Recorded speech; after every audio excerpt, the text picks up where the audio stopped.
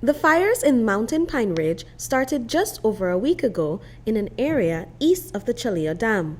CEO of Fortis Belize, Kay Menzies, says that the company knew how important it was to assist in the relief mission. We had a combination of employees and adult family members, volunteers, and we also contracted a number of companies with heavy equipment, including Astrom helicopters, and pulled together an action plan in in record time for sure, which enabled the team on the ground to accomplish basically to protect the BL transmission line and protect the Chalillo plant, with the consciousness not only of the damage to the Mountain Pine Ridge itself, but what that would have done to the country of Belize if access to those facilities were lost.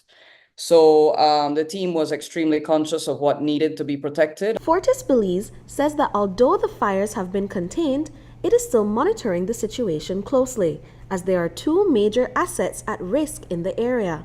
Albert Roches, Environment Manager at Fortis Belize, explained that the water supply is also a concern. We had the two major assets that we were looking at was the dam structure, the fire coming close to that area and our powerhouse, and as well the high tension power lines that transport the electricity through to the grid.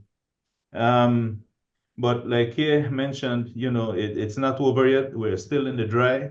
We're still vigilant right now. We have a camera, a 360, what we call a PTZ camera, located on top of one of our towers. And so with that, we continually have our control room operators, monitoring the area, scanning the area to see if there's any new smoke or fire outbreaks in the area. Of concern to us now would be the rains that should be coming. So we are just going to be waiting and see what the impact will be if we get heavy rains, the washing off of sediments into the reservoir, and of course in the longer run that will also impact our water quality coming downstream to the various communities. Amid Belize's energy crisis, the demand for hydroelectricity increased, and this has led to the water supply rapidly diminishing. Now, as the company is in desperate need of rain to fill the reservoir, it is at risk of being polluted by soot when it rains. Speak to me about that situation of how we're planning to navigate this need for rain, but also expecting that to have a negative impact. From the environmental side, like you mentioned, whenever you have these forest fires, you normally have the accumulation of heavy metals, mercury, arsenic, all of lead that forms when you burn things. And with the rains coming down, yes, pretty much needed. And we are hoping that when it comes, the initial rains will be a good one, but some soft ones, not some downpours. Yes, we would like to fill the dam as quickly as we can, but that is something we'll be monitoring and watching for landslides and also for the loss of topsoil in those areas.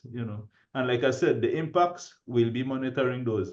Every quarter, we conduct water quality monitoring all the way from the tributaries of the Makal River all the way down to San Ignacio.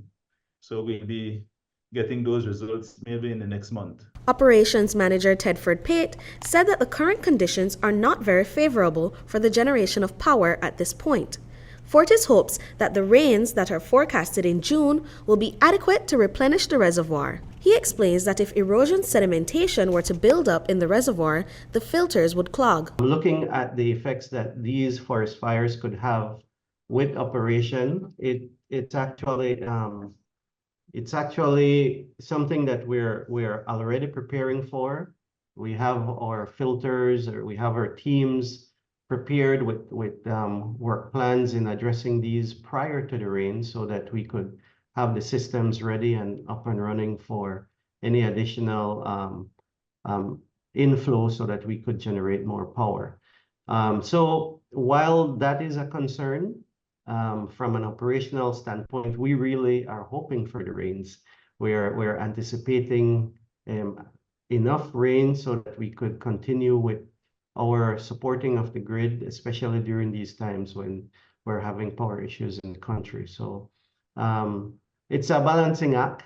and there is no doubt about it. We didn't expect these fires to happen, but we have to be able to look at ways to mitigate the issues that come either from an environmental aspect or from our operational aspect, and continue providing reliable power to the country. Menzies reaffirmed the company's commitment to providing quality energy to the country and attributed the success of the fire relief mission to the teamwork of the community. I think right now everybody's watching the reservoir with interest and concern. The team is trying to make sure that we keep going as long as we can, and you know, for the environmental aspect of it, the surroundings of the reservoir are very important to us. So we're doing some work to figure out how we go forward with this. This is probably the most devastating wildfire we've seen in that area since Chalillo was built.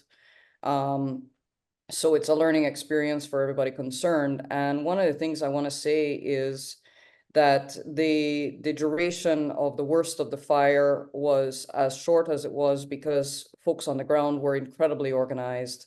The teamwork that we saw come out of this with groups that had not previously worked together. Britney Gordon for News 5.